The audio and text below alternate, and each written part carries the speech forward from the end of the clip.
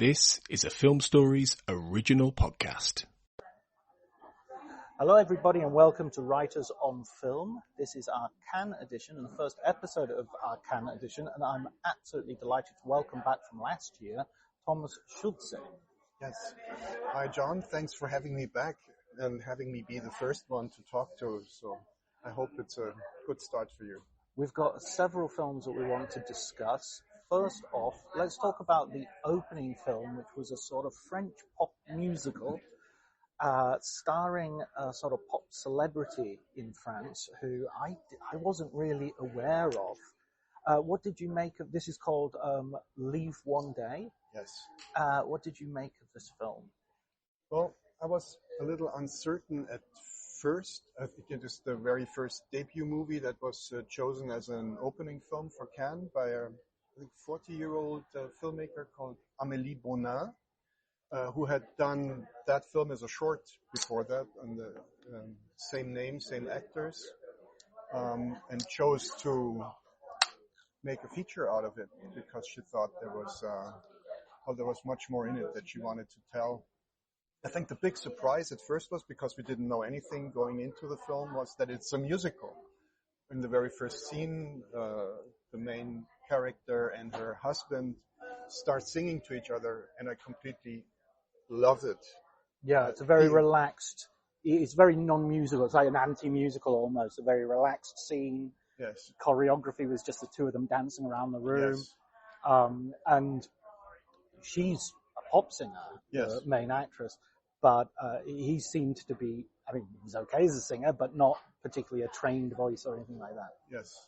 She's a pop singer, and I think she was the only one in the movie who could actually sing. Everybody else was just winging it. But I love the movie for that. It's not perfect singers who, do like the opera kind of musical thing. It felt more like an extension of their characters, and they just could not help themselves but singing in those particular moments. And I like that. I really like when she, in the scene with her mother in the van, where the mother starts singing Parole, like the famous song from Dalida and Alain Delon. I thought that was a very nice touch. For a long time, I did not think everything was coming together. It felt like the ideas were better than the execution.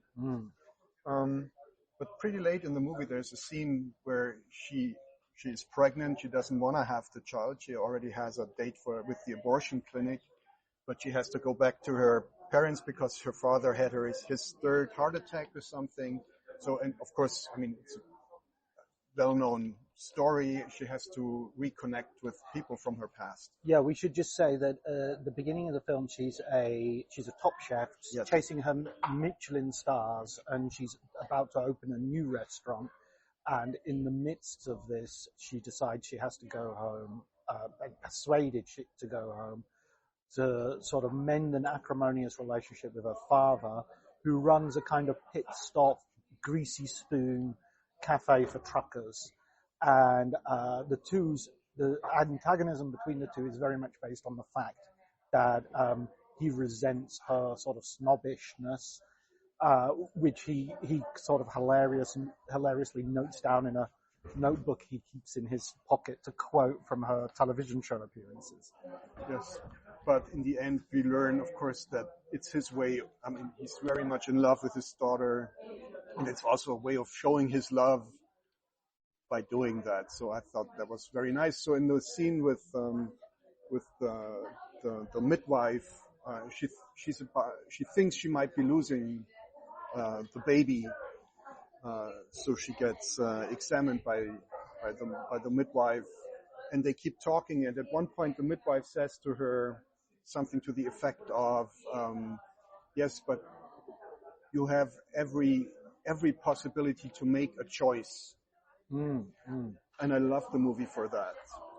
I mean, it seems like such a simple sentence, and it seems like very obvious, but in times we are living in right now, where apparently there's people who do not want women to have the possibility to make a choice. I just loved her for saying that, because to me that completely opened up the whole film. And I think in that moment it also changed the main character. And suddenly, to me, all the pieces came together. So while I was a little antsy during the film, where I thought, well, when does it, when is the scene where it's gonna like lift me up? Yes. I think in the end it worked out really well. And I also felt the way that she touched on all those different topics: family, love, having kids, thinking about, how to balance your private life and your profession. I think she's actually making some really good observations about it, and I like, and it's a spoiler, that the movie pretty much has an open end to what she is gonna do with her life. Absolutely. And I mean, this film was received very coolly by a lot of the press. It even received, I think, 1-star reviews from Peter Bradshaw in The Guardian, and he wasn't the only one. I do feel that is a little bit harsh. I don't think I reacted as positively as you did to the film, but I also found there was nothing wrong with the film. There was not. It didn't hurt anybody. It was having fun. I had fun watching it. I wonder if it's responsible of the selection committee to put the weight of the opening film on something quite so effervescent and inconsequential. I don't mean that in a negative way, but it is like a knowingly slight movie. Yes, I feel they wanted to kickstart the film with something that, is sort of a crowd pleaser and, has people leave in a good mood when they leave the cinema. So I feel the movie achieves that, and I think it's better than just being a crowd pleaser. I think it has a lot of things on its mind. But yes, you can also see it's a debut movie, and it is not really reaching. It is not super ambitious, not as ambitious maybe like the next movie we're going to talk about. Excellent segue, I should say. But just quickly before we move on, I wanted to mention the names of the cast members because we haven't so far. So Cecile, the chef who returns home, is played by the pop star Juliette Armanet, So I just wanted to put that out there because she really is the lead. She reminded me of a young Charlotte Gainsbourg as well. She sort of has bangs, a fringe, and yes, I was also thinking of Camille Coutin. She's that kind of type of attractive but not pretty. Just like a grounded woman. Yeah, one of the boys, in a way. She's quite happy to get to drink with the old friends in the garage and the truck stops, and as well as circling the world of Parisian haute cuisine. So let's follow your segue and talk about the next film, which is The Sound of Falling. Yes. And this is a German film, so I expect you to be the lead genius on this one. All right. Well, it's the first German film in Cannes competitions since Perfect Days by Wim Wenders, if you may call that a German film, because it's about, it plays in Tokyo and is a very, very Japanese film by Wim Wenders. What's more interesting is it's the first German film by a female director since Toni Erdmann by Maren Ade in 2016 that was chosen for competition. It's always something of a sore spot for the German film industry, being neglected by Cannes, and everybody's just trying to think about what's the special recipe you need to have, to finally land a place in competition. This movie did. Apparently, it was the very first movie that was chosen for competition back in December. Right. That's what vote of confidence. That's what the producers tell me. It's even more of a big thing because nobody in Germany knew anything about it. It was first talked about in February in the American trades, that this was a movie that completely overwhelmed the committee of Cannes, and that they really wanted to have it, and that they really wanted to have it for competition. I mean, this is unheard of. It's unheard of for a German film, and it's unheard of for a German film that's by a director who had only done one film before in 2017 called The Daughter. Yeah, so this is a sophomore film of the filmmaker Mascha Schilinski. Yes. And to just give our listeners an idea of the story, it's, it's difficult to sort of sum up in a synopsis because it is a film that interweaves different time periods. It's intergenerational. It spans an entire century from the First World War to the present day in a German, then obviously East German, as the country is divided, farmhouse. We sort of go a little bit into the environs. There's a nearby river which plays a very important part, but it really is centered around that. We don't leave that place. Everything that's important happens there, and it's mainly told from the points of view of various women who are connected via blood ties, mothers, daughters, granddaughters, grandparents. We see children who grow up to be grandparents and so on and so forth. I thought this was one of the strongest early films I've ever seen in the Cannes competition. Usually you get this kind of film like later on when you're really needing it, Yes. But in this case, it was the first competition film I saw, and it struck me as a very strong contender for a big prize. It's really early to say that, but such was the power of this film. I wholeheartedly agree with you. I think the only time I can remember that a first film in competition made such a strong impact was in 2007, Christian Mungiu, 4 months, 3 weeks, 2 days. I think that was the first film in competition as well in that year, and that went on to win the Palme d'Or.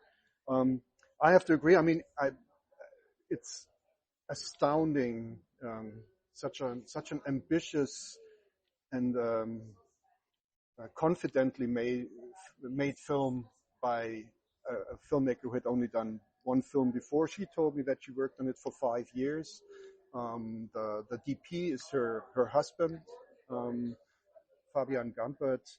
I think some of the images he conjures up are absolutely otherworldly, and you really, I always love sitting in the cinema and being baffled by how did they do that.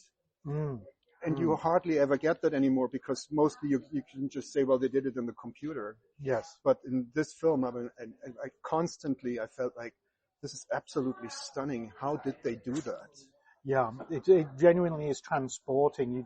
You genuinely go to different places and different states, I feel. There's a lot of water in the film with the river, and you go under the water and you see things which are, as you say, remarkable. And there's lots of points of view and repetition. It's a film which rhymes like a poem. Yes. All the way through. There's like a drop of water here, a drop of sweat there. Yes.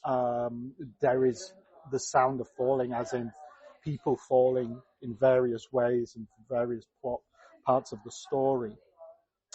There is the idea of memory, the idea of photographs and filming things. It's very strong.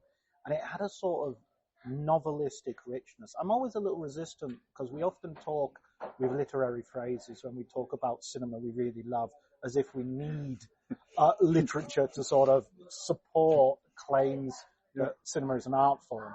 But this really reminded me of books like Gabriel Garcia Marquez's 100 Years of Solitude. There's also a scene with flying women in it, which is also from Tarkovsky, but it just has that sense of depth and breadth that you get in the profoundest works of literature. And I mean, I sound like I'm going over the top with this. I recognize that. And some people have been underwhelmed. So, other opinions are available. But for me, I found this moving and intellectually very satisfying. I agree. I think it's a difficult film to watch. It's a difficult film to grasp in one viewing. I find it very challenging, and I'm not sure if I completely understood everything in it and about it. And I mean, it demands repeated viewings, I think. What I found interesting for me was that I always kept going back to thinking of the film in musical terms. I mean, it feels like a symphony, and I had to think of Michael Powell, who in his autobiography talks about the composed film, where, you know, every single pieces are choreographed movement, sound, images, and music, and everything has to work together in a fluent way. And I felt like, I mean, this was the perfect composed film.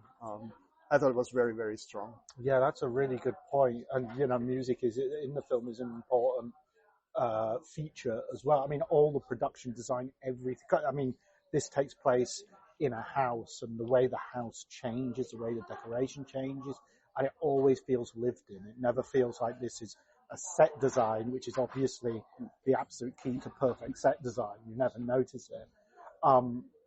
I loved the fact that nothing was over-egged.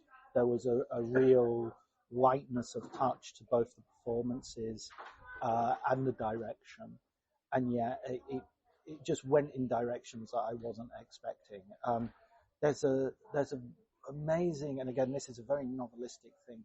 There's a repeated trope that goes up throughout the film where we see the imaginings and fantasies of the characters, which then prove not to be true. And even though it does that like on several different occasions, it kind of caught me out every time, and made me question everything we were seeing as what is life but an imagined experience.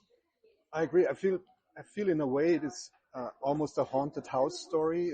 It is a ghost story. It is about, you know, but it's not just ghosts that are haunting. It's memories, and it's just little gestures, you know, that repeat where the past is calling into the future or into the present.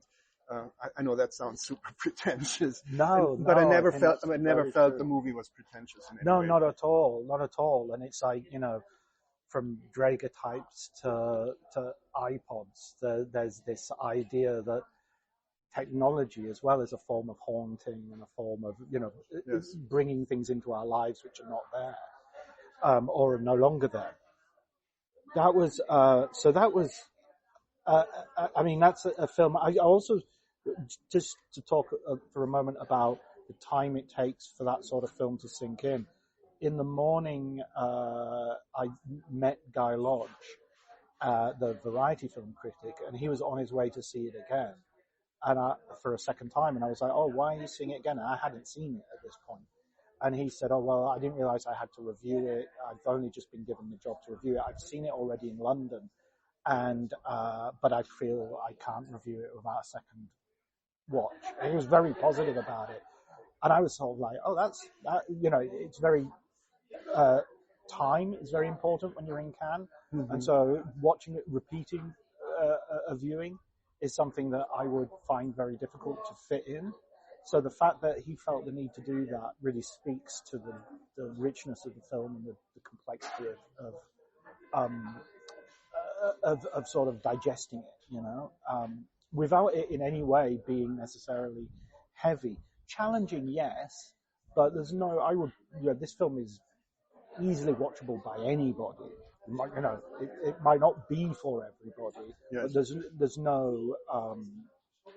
there's nothing in it which would stop you from at least having access to it. Yes, no, I completely agree.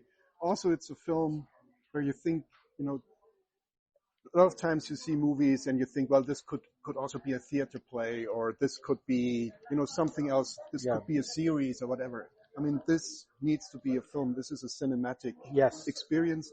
And also I feel, as a German, it is, I mean, as German as a movie or a story can be, because it really delves a lot of into, I think, almost like the sort of a German DNA. Yeah, you know, the text. Like this heavy romanticism. And this is one thing I wanted to ask you, because one sort of noticeable absence in the film is the Second World War. the Second World War and the rise of Nazism in Germany is like a period that is almost, we see the aftermath, the rumored approach of the Russians. We see the First World War, but even with the First World War, I mean, we're only seeing glimpses. We're not seeing, it's not like we understand that East Germany and West Germany now exist, but none of this is done like as newsreel footage or anything like that. It's there for you to, if you want it. But the Second World War is really kind of not, unless I missed something, it's really not mentioned at all. Well, I really like the fact that she put besides the present tense part, which of course also might be an important inflection point in German history. She puts every single episode in inflection points of German history. First World War, Second World War, and the end of East Germany. I think she says that part plays in the 80s, so it's shortly before the reunification. So it's and she just draws from those time periods and how people felt and how their lives were without ever going into it. And if you want to stretch yourself a little bit, you could see the film as a bit of a companion piece to White Ribbon. Yeah. Which was still pretty opaque, but it was very much about, finding a German essence that drew people to fascism. Yes. I think, it never is a political film because it's very much about female experience and female emotion and how women survived or maybe not survived in those times, right? Which are all about hardships, and death is like always present. It's almost like it's like a gothic fairy tale at times. And it's just something that's part of life that people, live with. This one scene is absolutely haunting when the one sister has died and they prop her up for a family photo where she does not seem like she's dead. Yeah. As if she was a living part of the family still. Yeah, and I know you sort of started and then stopped yourself, but there is a moment where they're preparing the corpse to give her that lifelike appearance, and it's one of the most gruesome experiences I've had so far certainly at the festival. Let's move on. So that's highly recommended. Yes. Absolutely. If we have any more films of like it, of this quality in the competition, we'll be looking at a very vintage year for Cannes. I think we might actually, because we're going to talk about one of those later on. But first of all, Dossier 137. Yes. Which is a French film by Dominic Moll. And it is a film which is set around the Yellow Vest protests in Paris. It claims to be based on true stories rather than a particular true story. I think it's sort of bringing together several incidents and replaying them. And it's basically a internal affairs investigator, the police of the police, who is following a case, the Dossier of the title, in which a young man has been brutally injured by a riot gun, by a policeman firing a riot gun at him, hitting him in the head and causing serious injury. And she is investigating the incident to see if there's any culpability on the part of the police, and facing institutional backlash from her colleagues and the public. It's kind of like a Serpico, if you like. Yeah. What did you make of Moll's film? I liked it a lot. I didn't like it as much as the one he did before. That was in Cannes 3 years ago, The Night of the 12th, which was somehow buried in Cannes premiere, and later on went on to win 6 Césars, best film among them, which I felt was completely warranted. I thought that movie was just absolutely stunning and great. It's like the the French Zodiac about police investigating, also a true story, the death of a 20-year-old, 18-year-old girl going home from a party and never coming back home, and they find the body raped and killed, and they never find the perpetrator. And it's very much about the frustrations of police who follow that case for years. It becomes a cold case. They reopen it. I mean, they always have the hope of, finally finding the right piece of evidence, but they never do. And I think that movie was absolutely stunning. So, I mean, Dominic Moll was kind of like high up on my viewing list this year. And I think he delivers, but it's a much more somber piece. It is, I mean, of course, highly reminiscent of Sidney Lumet. I had to think of, I think there's a movie by Maiven called Police that played here 13, 14 years ago, 2011, I think. It's also about police work. It's very much a procedural. It is a procedural, like the last one was a procedural. Yeah. But it is very different. It's very somber in tone, and I think it takes a little while to get into gear, for it to, because it starts out so simple, and you really know very much where this is going, But I think it raises a lot of interesting questions about police, about the way we deal with police, about institutional violence, what police can get away with. But what I found absolutely stunning in the film was Lea Drucker in the lead role. I mean, whenever she's in a film, I mean, you just have to pay attention because it's going to be good. She's absolutely magnetic, isn't she, in this film? And she has this sort of, I don't know, it's a sort of seriousness which she can alleviate at any moment with a lightness of touch, so it never becomes heavy. She has a family situation where she has a son who's almost a little bit too perfect. You see him sort of reading in bed, and he looks at his mum looking on her phone at cat videos and sort of gives a little bit of a, like, what's the matter with you? Why are you always on your phone? So a kind of reversal, and that sort of stuff is quite sweet. And I think when she goes home to her village at a certain point where you feel she's almost having a break from the case, but actually not, her relationship with her family is also very lightly done, very well done, and offers some relief to the sort of drudgery, but not drudgery, but the darkness and the pessimism. I think it's a very pessimistic film. It is. There's a moment where a policeman talks about how they're there to defend the Republic, and the excesses of the police are very much seen in that context, that they're feeling like they're on the front line of a war, to mirror rhetoric that's been used by the politicians of the time. And that the film itself, though, does seem to see the Republic in a state of collapse, and that society is really beginning to ramp up the tensions which will lead to the populist movements that we see today. And there's a hopelessness to it. Yes. There's a sense that nothing is going to be fixed. Yes, I feel it's a very resigned movie. The first time she goes back home to her village, she drives by this little protesters village where the Yellow Vests are still like chanting their slogans, are absolutely positive that they will bring about change. The second time she goes back home, she drives by that protesters village and it's being torn down by bulldozers. I mean, I think that's pretty much, sums up everything he has to say about it. But what I also always like about Moll's films, even if they're so somber and serious, there's always a slyness about them. There's a little cheekiness, and I think it comes through in what you're saying about the family with the son almost being too perfect. Yes.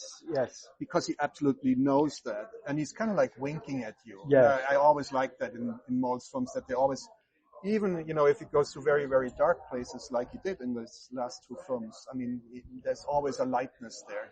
Yes. That I truly like about him as a director. Yeah, I really get that, and I think I think there was a snappiness to the film as well. It never hangs around. It keeps moving on, even though it's serious. It's not somber in a way that he lets any shot last longer than it really needs to.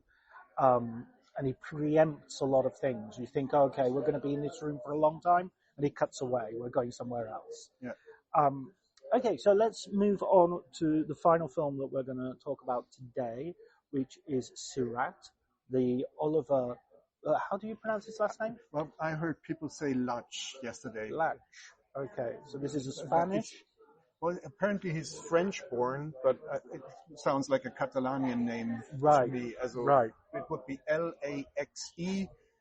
A simpleton like me would say it's Olivier Laxe, but apparently it's Laxe. Okay, well let's follow. I'll follow your lead there. And this is a film which is set in Morocco and is based. It opens with this. I was just writing a review for Time Out before we started recording, and it starts with this dance scene where they're out in the desert, the sun is beating down, and I think anytime you see dancing, if it's really interesting if they're dancing for the camera or they're dancing for themselves, and they're definitely dancing for themselves. This is not decorative or artistic dance. This is people lost in the midst of some sort of internal physical investigation of how their bodies work with music. And in many ways it looks very strange and very weird, like you're watching the dance of the damned. You're watching people who are compelled to dance as much as anything. Some of them look angry, some of them look ecstatic, but they're all pounding away with this distorted techno music. And that goes on for that opening scene takes a good while to get going. And in the midst of them is a Spanish father, Luis, with his young son, Esteban, and they are handing out flyers because they're on a mission to search for a daughter who is missing. It's not entirely clear why she's missing or what the circumstances. It's just she's been incommunicado. Yes. And so they believe, they've heard a rumor or something that she'll be around this dance scene. And so they've turned up to find her. However, there's an international crisis taking place, and the military turn up to break up the illegal rave.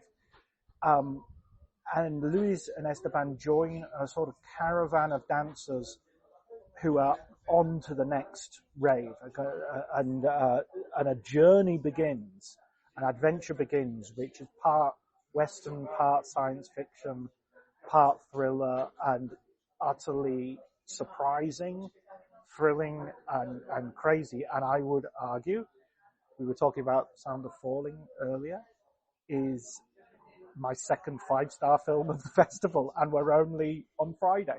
Yes, I completely agree. I mean, the only thing I knew going in was like the basic synopsis that, the father and his son are looking for the son's sibling, and that they're going to a desert rave in Morocco. It's like Burning Man, but with like old, tired people. Yeah, I mean, the people they go on the journey with, I mean, they really look like veterans of the 90s rave scene. Yes, but of every single war that has been fought in a Mike and Moorcock book,